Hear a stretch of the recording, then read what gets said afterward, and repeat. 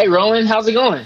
Good, Chris. How are you? Good, Chris. How are you? Man, I'm living the dream. It's a beautiful Friday afternoon here in good old Indianapolis, Indiana. It's about 50 degrees, Rowan. We've had great weather the whole week. It's Friday. I get time with you, Planful, and everybody joining the room.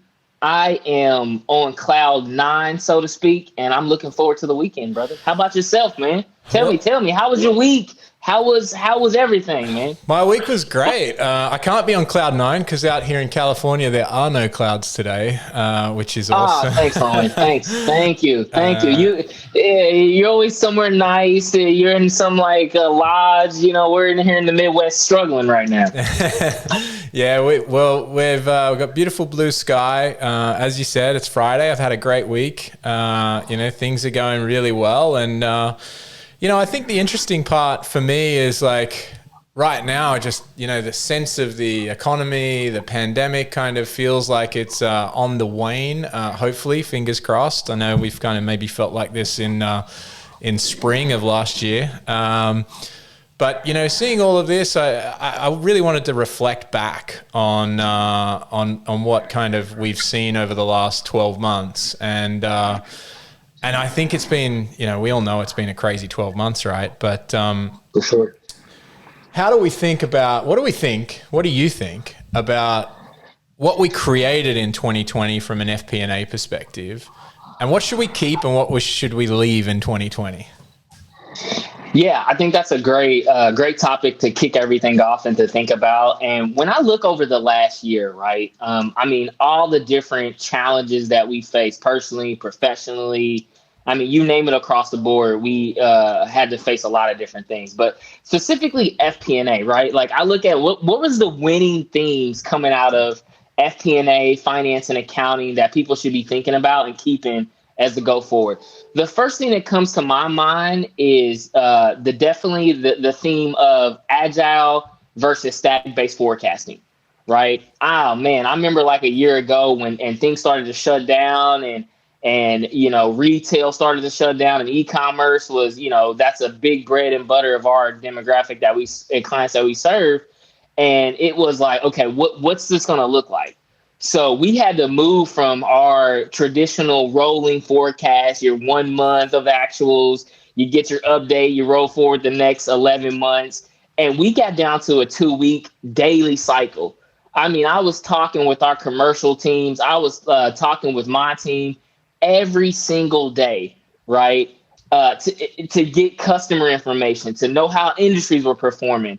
At the status of, at that time, the Paycheck Protection Program was coming into effect. So I had to update our European operations because I directly report to our CFO. I had to report them the economic update, the political update, the update of our Americas organization, as well as cascade that information down to our senior leaders. So that ability to be able to move to an agile-based model, not just in terms of KPI tracking, agile in communication, agile in collaboration, agility is universal in FP&A going forward.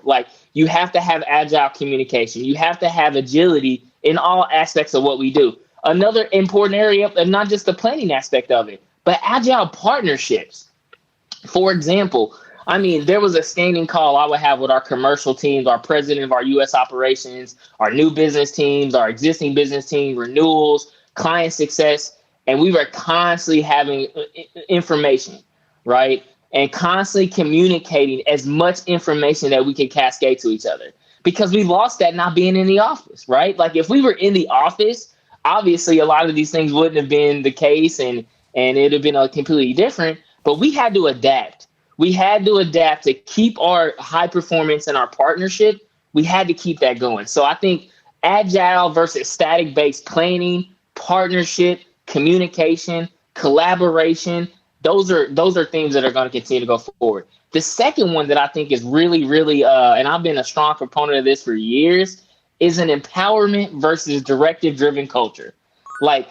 Let's take 2 quick seconds to RIP and let's sunset directive-driven cultures, right? Let's get it. Yeah. Let's get rid of them. Empowerment. What do I mean by that, right? Empowerment is saying, like, finally, organizations know that they can be as equally or more productive by not micromanaging people. You don't have to physically point the stick, tell people what to do. Like, give people the empowerment, give them the tools, allow them the opportunity to go what they need to do, and don't have to micromanage people.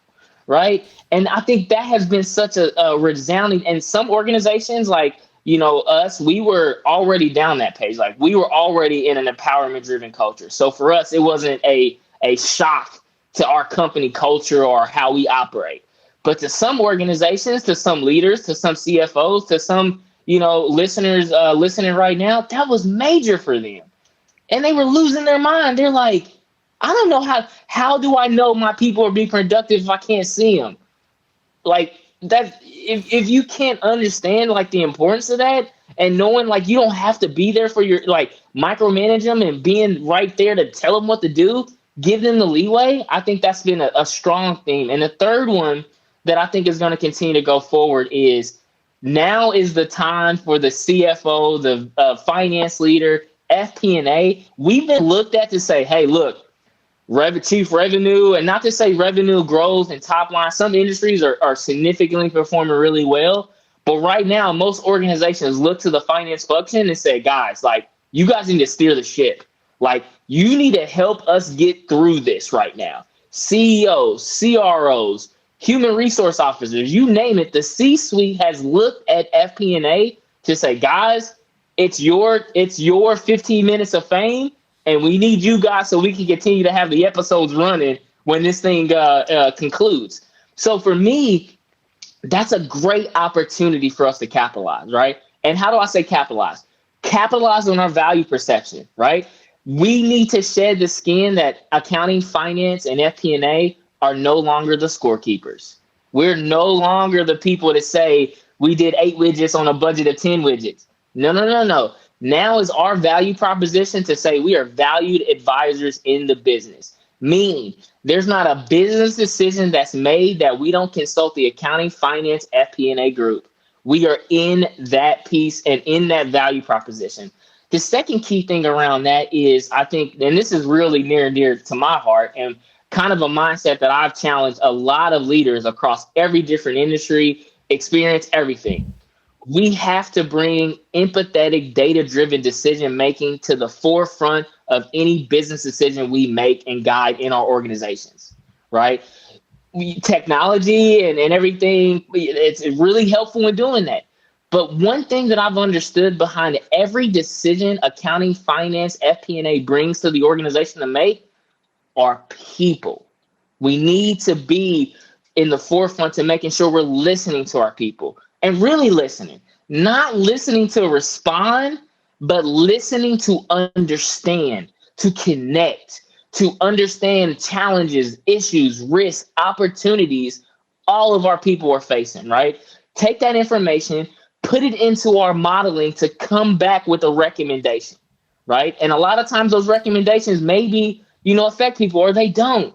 But at the same time, we need to bring that empathetic, data-driven decision-making model to the forefront of all business decisions. So for me, Rowan, when I look at the last year and I look at the wins, those are definitely the wins, man. And to get to your point around the losses, I'll quickly go through that. The losses, I think the losses between that is shedding the skin that I talked about of being scorekeepers and moving to value advisors. Some of the things we lost, and I champion and be honest about this, is I missed the connection. Right. I miss the water conversations. I miss connecting with our people, and not just my direct team, but our indirect team. That ability to go sit in a meeting and understand and gather information. Like, I feel like this pandemic has created silos of organizations, and not just data. Take data out of it. Right. Yeah. Silos of people. Right. And I miss that ability to go connect on a client services meeting or go see a solutions architect walk through with the client or go, shadow a new business deal. I miss that ability to be able to connect. Right. So I think that's a major, those are the two major losses that I see that accounting, finance, and FP&A have lost in the last year. I miss the whiteboard. That collaboration, just, working with people, talking to people about a strategy or a change, or just, that ability to kind of riff on something for a couple of hours and then come out and have something that is, reasonably well understood by the group. Because, as we know, once you get into this type of environment, this kind of Zoom world, this online meeting space, it's hard to collaborate. I think some teams have adjusted really well with various online tools to kind of replicate that. But that's one of the things, I think your second point about directive versus kind of empowering leadership. One of the challenges that I see for a lot of leaders, especially in the pandemic, is they feel like they have to be directive because targets have changed. The kind of score has changed for an organization. So they get into this mode of directive leadership, not because they want to and they don't want to empower people, but they feel that they immediately felt that, I've got to over communicate these new targets, this new change, this new goal. And so therefore I've got to micromanage it, especially in the middle of this pandemic. And what what I've seen and what I've talked to people about is where people were able to quickly redefine the goal, quickly redefine the strategy to get to the goal, because most organizations, they just got knocked off course. It's not like the direction changed, right? It's not like they were sailing from the one side of the Pacific to the other. They're still trying to get to the other side of the Pacific. It's just that, instead of going due west, they've got to go now maybe northwest because they got knocked down, right? And so, how you get there now might be different. And the speed at which you get somewhere might be different. But a lot of people really struggled with that aspect of their leadership. And that's where they got into the super directive mode. Obviously, no one ever really planned for just immediate remote work either. Like, that was one thing that people didn't plan for. And so that, coupled with all the targets changing at the same time. So I don't fault leaders for getting into that directive mode, because no one had ever been through this before. Right. Yeah. I mean, this is new charted territory, man, for a lot of different people. Right. And I think, when to me, it always comes down to leadership making persevere or pivot conversations. Mm-hmm. Right. Leadership is all about, particularly about FP&A. Right. FP&A, I've always looked at is like if you're taking a ship down a lake or a river. Right. And it's wine turning and moving around. You got marketing in there, you got, HR, you got revenue, you got IT. At the head of that boat that's navigating these waters and these pits and where to go is FP&A, right? Mm-hmm. And I think the most important point you said about that with that change is for me, it was about saying, guys, look, we are in a constant pivot sort of place right now. Like, information is changing. Information is being updated on an hourly basis, daily basis, right? During the pandemic and even now with situations that we're in. So I think being open and honest to people, right? And saying, guys, look, I don't have this all figured out. I think that is where a lot of leaders make a fundamental mistake, is they think because they are a leader that they should have all the answers, right? The number one thing in leadership I learned during the pandemic is now's not the time to fake and make it, right? Fake it till you make it, and be as open and honest and transparent to some degree that I can about everything that I know, right? I can't tell you how many times I've said on global leadership calls, CEO, CRO, CFO, my direct managers, and I'm like, guys, I don't have the answer to that, but I'm going to do my best to figure it out. I'll come back with the best information I have, and I'll continue to retool that, right? So I think that's always a failed philosophy in leadership, is people always think that leaders need to have the answers, right? And have it completely figured out and have the plan. And we need to do A, B, and C, and D. When sometimes you just got to flow. You got to just flow and just say, guys, we're going to figure it out along the way. And we're going to learn. We're going to innovate. It's a feedback loop, right? You identify something, it worked or it didn't. You take the learnings, you feed it back in again, and you're constantly going through that, right? But I think being proactive, honest, and transparent about that kind of directive up front, that's where you win. That's where you're successful. 100%. And the thing that, I think in April, the CEO of Korn Ferry came out and said, any prediction you make right now is going to be wrong. But it's important to make predictions and manage to them and try and figure out how wrong you are. And that's something I think FP&A teams have adapted to. You talked about it before with that notion of agility. We obviously call it continuous planning, but that ability to manage scenarios at a more, you're having 5, 6, 7 different scenarios. One client I talked to in the middle of the pandemic, they had a Monte Carlo analysis of various scenarios, and they were just kind of moving. But this week we're going to manage to these 5 scenarios, and the next week we might be moving depending on the economy and what's going on. We're going to manage to another 5 scenarios, and that was just a way of scenario management. Where it was like, right now we're operating at plan B. We think that we can stay at plan B, but if this happens, then we're going to drop down to plan C. And that means, reductions in cash, reductions in, we're going to move to net 60 instead of net 45. We're going to do these things, right? And that's going to help us manage through this. And that's something that I think businesses are going to take through this as well, and also manage to growth, right? Where you can set an expectation which says, all right, well, if we meet these targets, we're going to unlock a new lever of growth. And that means we're going to, double down or increase our investments. And that's something that we've all learned. And we've conditioned, FP&A leaders have conditioned business units through the pandemic to think that way as well, right? So, more conversations I'm having with other business leaders, they're now thinking about scenarios that 12 months ago they weren't thinking about it. No, yeah, they weren't at all, right? And I think you hit the nail right on the head, Rowan. Is that ability to be, but that is a great skill set we have in FP&A, right? I love that you said that. We are now starting to give the skills, passions, and talents that we have to other operational leaders, right? I love it because what we're doing, Rowan, is we're creating little FP&A minions out in the organization, right? I don't know about you, but I love having minions in the sales and marketing organization, right? I love them thinking about, if we do this, it's going to be this kind of ROI on the contract, or if we do this and have these kind of payment terms, Chris is going to be happy because it's payment up front. That kind of piece of it may seem small, but that's an investment in the organization that is going to reap major benefits, right?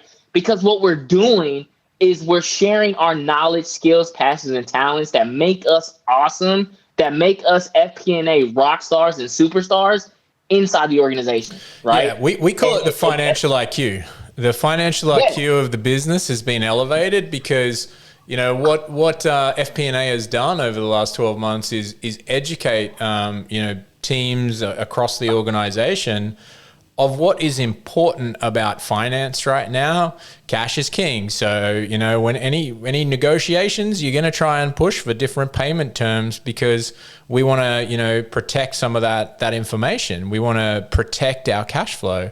And so that financial IQ, if we can elevate that financial IQ, then the business is going to perform stronger in the long run, not just in the short term, but over the long term, because now people within the organization have an understanding of, okay, well, I'm running in this model, right, versus this model, and they can actually understand the decision, that ROI analysis that they're thinking about. Right. Yeah. And like you said, financial IQ I don't think it just rests with leaders, right? I think it should rest with the entire organization. And what better group to champion that level, that upskilling than accounting and finance and FP&A, right? And for me, that's always been such a strong element of what I consider FP&A, right? And I think everybody's definition. So for all the listeners and people, my definition of FP&A is not financial planning and analysis. It's not, right? My definition of FP&A is financial partnership and advising, right? That is really the critical element, right? And as we can get people to get out of, and this is where technologies like Planful and other solutions are really helpful, to get them out of the planning and analysis aspect of it and get them into the partnership and advising aspects, that is where you win, right? And I think that's where FP&A is really helping the organization develop those skills, right? To understand the value proposition that brings to not only them, but their relationships inside the business. And it also, like you said, it upskilled and it helps navigate uncertainty. And I think that's a major outcome coming out of this, is like looking back at our group to know that we were strong partners, strong advocates to our leaders, to the street, to our investors, to our shareholders, as well as our people, to navigate this uncertainty. That's a big win, man. Big win. Yeah, the other big win I've been hearing a lot is just the management of the liquidity right now. There's so much money being printed on a daily basis. How have you guys, I know you went through an acquisition this year, like pretty crazy time to do that. You got acquired by a very large organization. And so that's been happening a lot this year. We've seen a lot of mergers and acquisitions. We've seen a lot of liquidity in the market. Valuations are pretty crazy right now. How have FP&A leaders that you speak to been dealing with that? And what are some of the what are the new mindset changes when you've got that much cash in the market? Yeah, and I think like you mentioned earlier in the start of this conversation, cash is king, right? Profits are a dream, cash is a reality, right? So at the end of there every day, for me, most of my background working at high growth entrepreneur startup companies, cash is always the first thing I look at, right? Like we're not at scale yet in the Americas or other organizations I've been a part of to where like I'm looking at others. I'm worried about cash and making sure to meet that. So some of the things that we did is obviously, cash is in demand right now, specifically in the U.S. market, right? You got PPP, you got all these different, you got accesses to the market now. I mean, IPOs are still hot for tech companies. So you have all this money that you can go access, but not all money is good money, right? I think that's an important place to start, is like people think like, oh, going into the public market on debt or you have to really understand your business. What's going to be good, efficient money for you that's not going to have all this red tape tied towards it, right?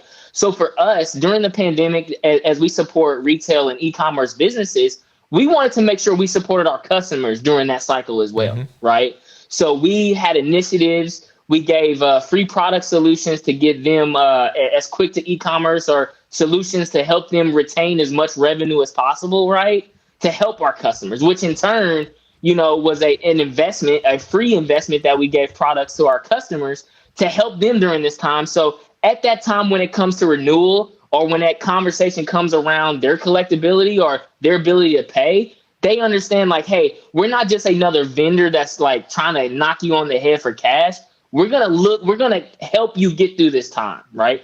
And when that renewal cycle comes up, remember, we were able to keep 60-70% of that time or that revenue for you that you were able to maintain, right? And then another thing is being laser focused on cash collections, right? I mean, our days sales outstanding, our DSO, other cash considerations that we were looking at, hugely important, right? And that was another thing that accounting, finance, and FP&A kind of came together in deep analysis, looking at our entire customer profile. Analysis that we did is looked at the last 4 years customer buying behavior based on their invoice date and due date. When did they pay? How did they pay? Are there any late payers? And just getting really, really proactive, laser focus about that. And it targeted our conversations, right? Like we knew 80% of our AR was going to be paid in this amount of period. We had renegotiations of some contracts. How many of those customers were at risk? So really, that's where that data became really helpful to test out any hypothesis or experiments that we wanted to test around contract renegotiation, free products to give to people. But again, at the end of the day, we had to make sure we had sufficient cash flow, whether that's from our customers that we're generating in, but also leveraging some of the, COVID-19 related things that we were able to do that the government was able to provide. So again, I think for those finance, accounting, FP&A leaders, you have to go and see which cash is the best cash for you to get, right? Which cash, which avenue, get the KPIs, get the tracking, and get the plans around how you want to execute on that. Because right now there's still industries being affected. Travel, hospitality.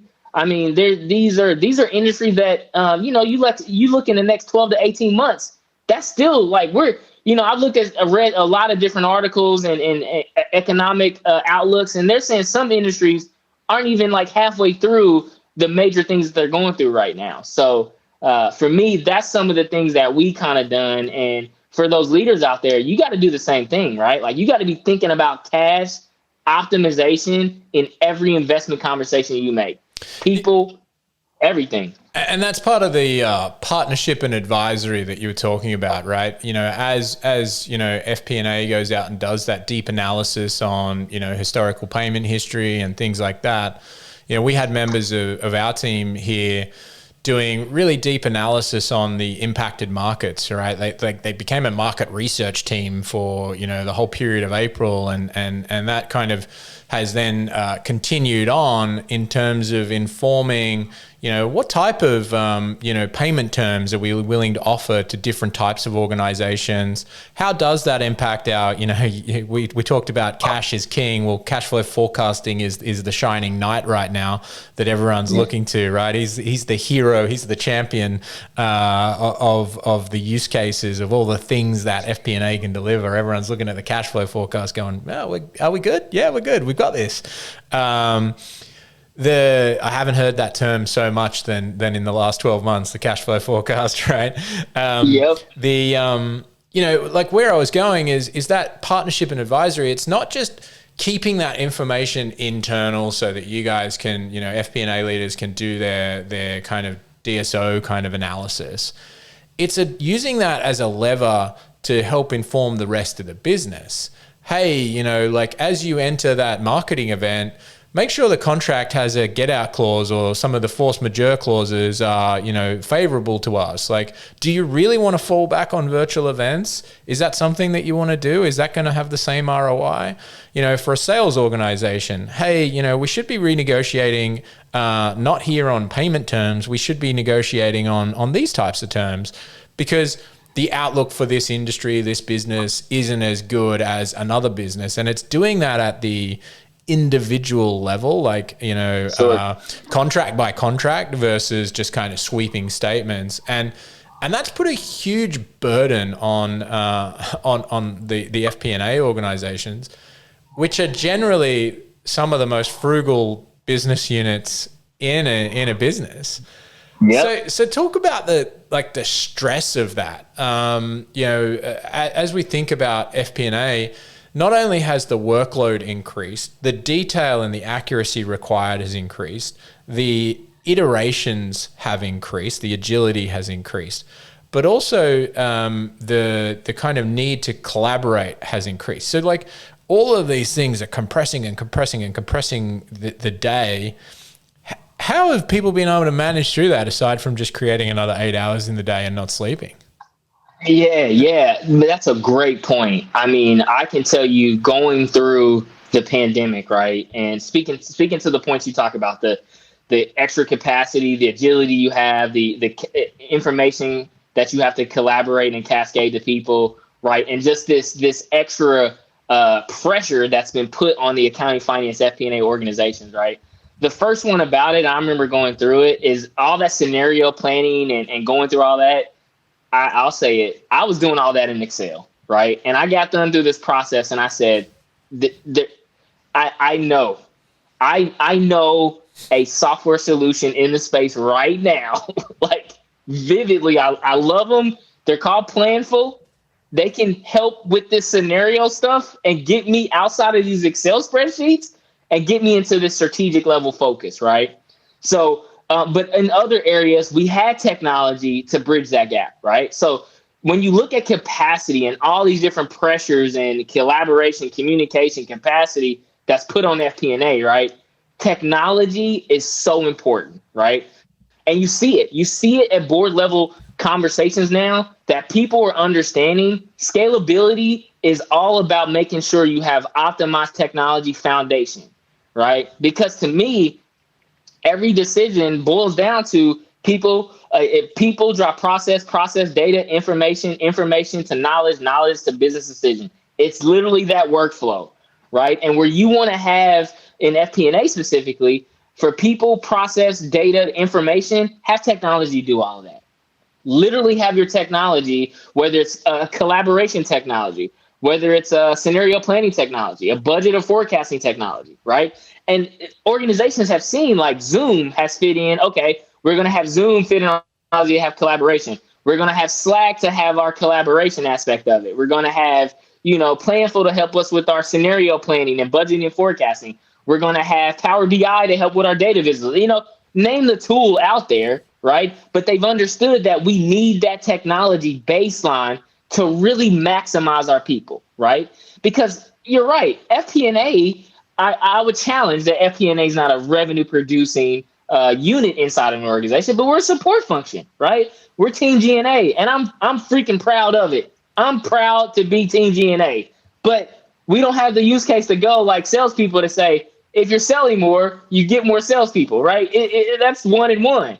So for us, you have to be efficient, right? You have to put people in the right place, right? And it gets back to my whole philosophy around scorekeeping to valued advisor. If you're a scorekeeper inside of an organization, you're not even in these conversations, right? It's the CEO or 3 or 5 people making these decisions because they just want you to give them the numbers.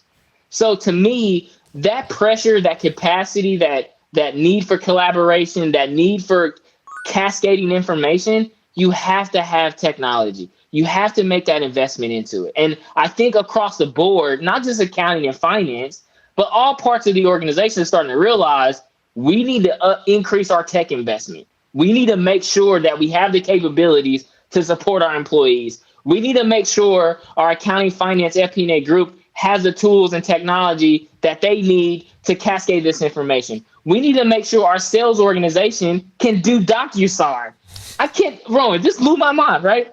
I was talking with a client that I was working with and do some consulting with, and they were like, we need to switch to DocuSign because we were so used to like looking at contracts and redlining everything. I'm like, what? Like mind you, I won't share the name, but we're talking about a multi-million-dollar international organization. I'm like, you're not using DocuSign? Like, what are you talking about? But like, you see so many use cases like that where people have been forced to now say, we've got to adopt this technology solution. What's out there? What do we need to do? Versus like now taking the time, doing the work, planning the work, working the plan to get down to have your tech stack across the business efficient and optimized as much as possible. Yeah, I see the whole back office transformation, really accelerating, right? We're starting to see it. Here I was on mute. Just being courteous. You're on mute. Courteous as I take some notes here. The whole back office transformation is accelerating. I think, the last 5 to 10, well, probably 10 to 15 years, the front office transformation has been huge, right? The sales tech, the MarTech, CRM systems, customer data platforms, just all of that has just exploded.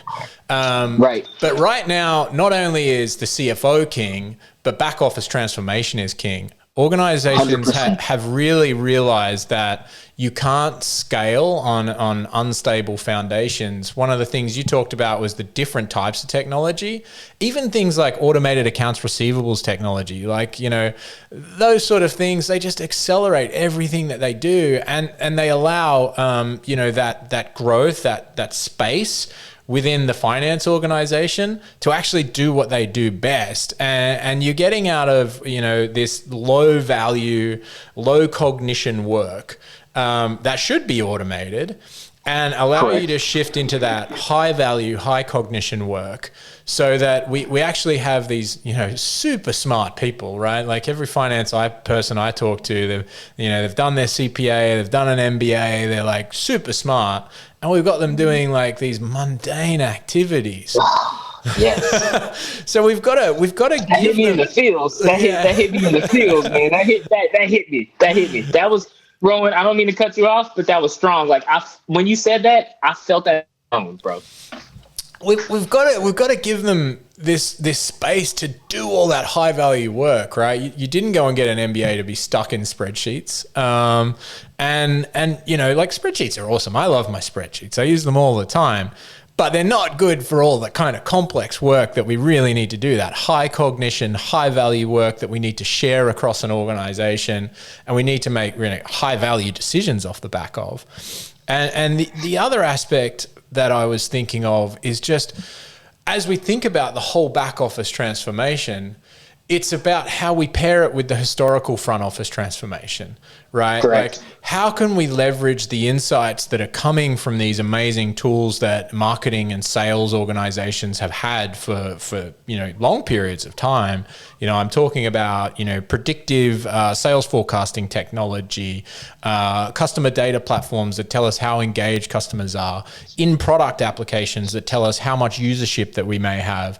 All of these things can really inform the analysis that an FP&A leader can do and should do to inform the future strategy of the company, but also leverage that insight to how can we grow more efficiently, how can we become more efficient, and that really requires the thought leaders inside of finance to be technology and transformational savvy. And I think that's one thing that I've seen, you know, over the last, you know, 2 to 3 years, is really just that growth of technology forward, transformational thinkers into finance, and really putting their hand up and being heard. And that's really exciting for the future of finance teams. But, you know, for me, as someone that leads a lot of teams, it's exciting for the future of businesses, because now those partners and those advisors, they come with a whole heap of skills that I'm like, oh, you're just not my finance guy. You're not just like the scorekeeper. You're actually really here to help me. And I'm really excited about learning from you, but also growing with you and growing the business together. Definitely. And I think you hit the nail right on the head, right? And how's that shift happen, right? Front office was so important because revenue growth was king, right? Revenue growth was the king KPI across the board. So now that cash is king, of course it's going to make sense that the back office is like, hey guys, knock on the door. They went back to the accounting finance cave and like knocked on it. Was like, hey, we need you guys at the front desk now. Like, we need you so everybody sees you in the business. Like, we need accounting finance at the front. They went on the intercom and was like, FP&A on line 1, please come to the front.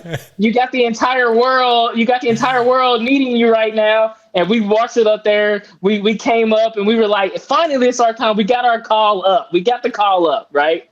But yeah, like you said, RPA and AI machine learning, we got an industry poised for it, right? Think about why do I say our functional responsibilities and tactics that we do from accounting, finance, FP&A perspective are poised for AI machine learning? Manual processes, right? That we do, collection, for instance, right? That is a very 1, 2, 3, 4, 5, 6 step process, right? AP is another one, right? Mm-hmm. You get the bill, you code the bill. It's the same rent bill that you have coded for the last 12 years that goes to account number 64088, you know, whatever that account string is, right? So we've got a lot of these manual routine processes that you've got high potential, high performance people doing. Stop it, leaders. Everybody listening on this call, if there's one takeaway you take away from Chris Ortega and FP&A Fridays, get your people out of the most inefficient, low-value skill sets. Get them out of it. Get them out. Get them out of it right now, because if you don't get them out of it, they're going to leave you in like 6 months. They're going to be gone, right? Because they want that ability to be guiding the strategic aspects. And you may look at me and say, Chris, what are the strategic things we want them to do? The number one thing is obviously the things we talked about: collaboration, communication, partnership, and advising. But the most undervalued skill set from a good FP&A person to a great FP&A person or leader is the art of storytelling. We tell stories inside the business all the time. And I'm not saying stories as in lies, right? I'm saying stories as we connect the dots, right? We make accounting finance like a movie. right? When's the last movie you watched where it was like that cliffhanger and you're like, oh my God, is the person going to get out the car? Are they going to do that? We need to be doing that inside the organization. We need to have cliffhanging, excitement, building moments that we create, stories and narratives in all aspects of the business. That's where we win, right? Because now people, they're like, we're going to tune into the next episode. The next episode is Q2, right? We're coming up outside of Q1, right? People are like, I want to tune in to the next episode of, what that's going to be. And that's the success about it, right? And to me, that's where in order to get to that kind of value prop, that value that we bring to organization, we have to get out of those low value activities. The Excel, the data mining, the data aggregation, the updating Excel models, the silos of data sitting out there, the manual, Excel workbook that has 32 pages that takes you 2 days to refresh, right? The dispersed systems that you have. Marketing has HubSpot or Marketo. Sales has Salesforce or something else. And you got all these systems that don't even communicate to get to one version of the truth. We got to get outside of that so we can really get to that ability to be producers of our own stories and help advocate the business, right? That's another point that I really, really hold strong and dear is I advocate for the business. I'm not the number police inside the organization, right? I'm not the one slapping people across the head because you went over budget. I'm advocating. I want to be your advocate, right? But you have to come with a compelling story. You have to win me over. You have to make me feel something about it, right? So I think that's so important for us to take away as FP&A leaders start thinking about that. Yeah, I think, the big challenge for people as they think about storytelling is context. We've talked about cash is king in finance. I would say in collaboration, context is king. And a lot of people really struggle with contextualizing the story or the narrative that they're trying to build, whether that be a business case or that be a change in something. And you said it before when you were talking about, these directive leaders and they weren't empowering. The other thing that they don't do, right? Like, firstly, a lot of those directive leaders struggle to set, targets that people can achieve, but they also forget to set the context as behind why the target has changed. Why are we moving changing the course of the ship from one direction to another? Why are we going through these rough seas right now? And how are we going to get there, right? Like that optimism, that confidence of saying, look, I know this is really difficult. I know we are going to struggle for the next little while, but these are the new targets. These are why the new targets exist. And this is why I believe we can get there, right? Any leader that can do that is going to fill their team with this kind of just this new level of enthusiasm. And no matter what the time implications or what the challenge is in front, people are going to follow that leader. And I think, as you talked about storytelling for finance, it's not the nature of finance to be amazing storytellers, right? Oh yeah. And so what practical advice do you have for listeners to actually get better at doing that? My advice would be really spend that extra minute up front giving the context. And then you can tell the story. Hey, we have noticed X. This has an impact, because of this. And so now we are going to try and implement this process to achieve X. And that's such a simple change for someone. But what other advice would you have to help folks just become better storytellers? Because it's certainly not the case where finance people doing their CPA actually did a storytelling class, like many of the folks that did, social studies. Yeah, that's not a part of the CPA exam, but I think it should be, right? Tell us the story. But, I think you brought up a great point, right? And here's my thoughts on it, to how to get down the road and best steps and practices, right?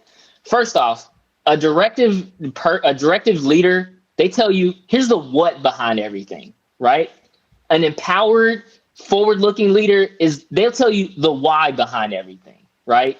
And that's a challenge I faced so many different times, right? And I face it with leaders all the time because, I'm the kind of person to say, okay, I understand what you want me to do, but what are the business reasons why, right? Because I need to go to my team and tell them, this is why I have you working on Saturday. This is why I have you working harder. This is why I need this by this date. This is why I need this extra commitment. This is why I need you and our entire team to take it up a level, right? Because that gives that baseline, right? So prime example number one, don't be the what person. Here's what we need to do to get this done. Don't be that. Say, this is why we need to do this to get this done. It may seem like a small change, but that little small change in terms of context and empowerment and encouraging people to challenge themselves. And listen, your people are going through a lot of different things right now, right? They don't need to be told another time of what to do, right? They got kids they're taking care of. They got parents that may be sick.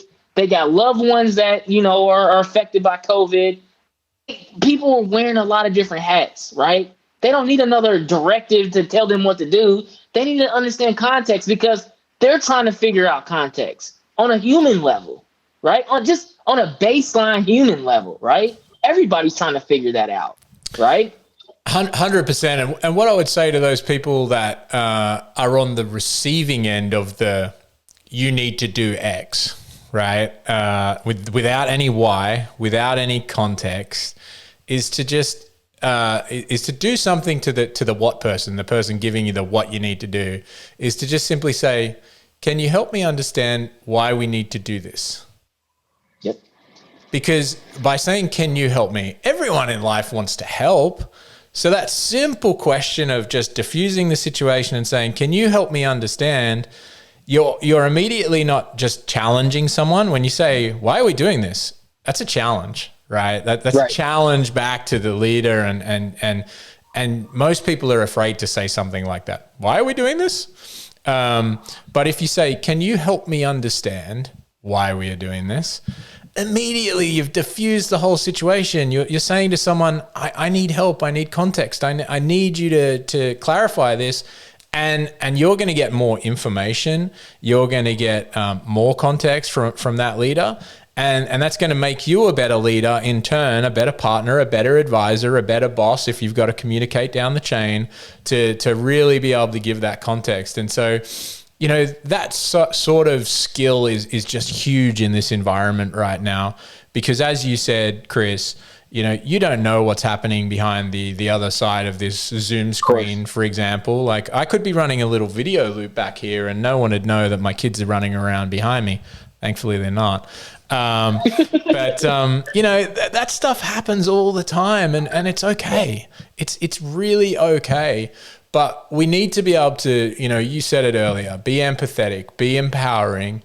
And if we can do that, then it's going to make that challenge, that course correction, that directive leadership, which, is okay. Directive leadership is fine if you're doing it with empathy, if you're doing it with the right tone and the right understanding from the team. Definitely. Yeah. And I think the second point about the art of storytelling and how to give people practical ways to do that, right? Think about this, for instance, all the listeners, right? When you go about building a relationship, there's two core competencies to any relationship you build, right? Work, spouse, you name the relationship. Trust and competency, right? Those are the two factors in building any relationship. Which area do you think accounting and finance, FP&A go to first? We go to the competency side. We go to the numbers, the US GAAP, the CPA, all this stuff. We go to the competency side, right? To our business leaders, to people in sales and marketing, if you go tell them this is how we do the accounting entry for ASC 606, sales commissions for expenses, and this is the bottom line impact they're going to have, they're going to be like, get out of my office. Like, I don't want to talk to you, right? But if you go to any business partner and build the trust, for example, when I started at Amarsis almost 5 years ago, feels like 10 years ago, based on how we grow and how fast we're going, right? I spent the entire first month. I didn't look at the GL. I didn't look at budgets. Hell, I didn't even log into the financial systems yet, to our GL and stuff like that.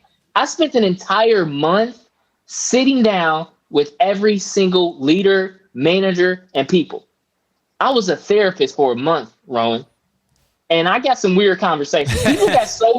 People got so comfortable with me after a month. I'm like, look, I don't know why your kid's acting bad in school, but I can't help with that. But if we want to talk about how we could shorten our or how we can increase our NPS scores on our onboarding, post onboarding, like I can help you with that, but I can't help you with your kids. But my point is, focus on the trust, right? A quick you can do. Schedule meetings, not every week, right?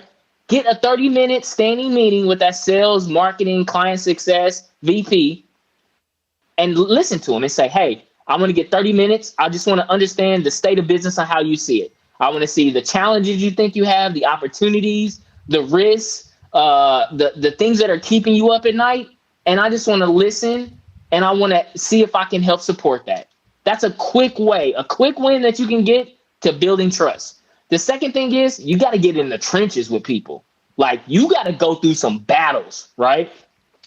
There are so many business leaders that they know, even in personal matters, they're like, Chris, I worked with you in this job at this tech company. I still get people reaching out to me. It's like, Chris, I remember working with you back at company A, and I know you're a solid finance person, and I need some advice on this, right? You got to build those trench level experiences. You got to get your hands dirty. You got to get in it. You got to get in the trenches, in the mix, in the mud, in the dirt with them, because that builds equity, right? That builds to say, man, we've been through some battles. There are countless leaders and people that I know at any moment I can call on them because of the trenches and battles we went through, right? Or they come back to me and say, Chris, I'm going through a similar battle. I was facing this. I know this is what we did. What's some advice you can give me?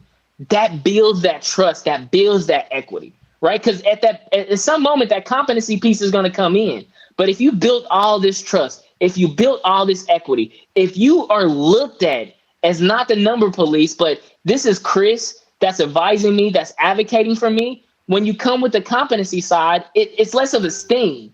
It's more of a like, oh man, I get it. Like, oh yeah, this is the reason why that's this way. And okay, this is what I need to direct my team. It completely diffuses that. And now you're continuing to make these investments, right? And to get to my point earlier, you're making these investments in different areas of the business, HR, sales, marketing, right? You're building, FP&A is building a locus of influence. It's so important that we have inside the organization, right? We've got people thinking, modeling, making decisions based on a framework that we are the experts at. Like we are making organizations FP&A enabled. That's huge, man. That's game changing, right? I love it. And you're on mute. Yeah, I know. I love it. I was just going to say, if you want to get in the trenches really fast and you're in FP&A, go and work with salespeople on their quota plans, number one. And and number two, go have a discussion with marketing about attribution. Those two things are the sore spots of those two organizations.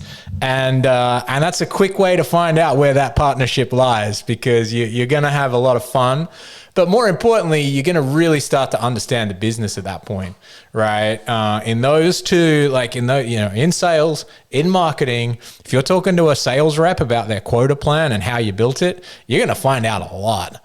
If you go and talk to a marketer about their attribution models, you're going to find out a lot of information about their strategy, about how they're performing against that strategy. So, people might be sitting there, oh, that's great, Chris. How do I get in the trenches? There's two quick ways to get in the trenches. For sure. And those trenches you get into, like you said, FP&A needs to move out of just understanding the numbers, and we need to understand the business. And understanding the business, the most forefront of understanding the business, you got to understand the people. To me, it has always been like I'm not trying to oversimplify it or undervalue it, but to me, it is like I learned as soon as I got out of public accounting, Rowan, I realized okay, for me to know the business, I got to know the people behind the business because they're the ones advocating the business. And that's not just the internal people, right? That's the external, that's the clients and customers, right? And some listeners and people may look at this and be like, Chris, not everybody has the same extroversion and energy as you, right? And they don't have the same, Not many Chris, how people are have you? your energy, Chris. I know that much, man. Yeah, it's like, Chris, you're a sales guy, and I can't tell you how many times people have looked at me and says, Chris, you're just a salesperson in a finance job, and I wear that with a badge of honor. I am a salesperson.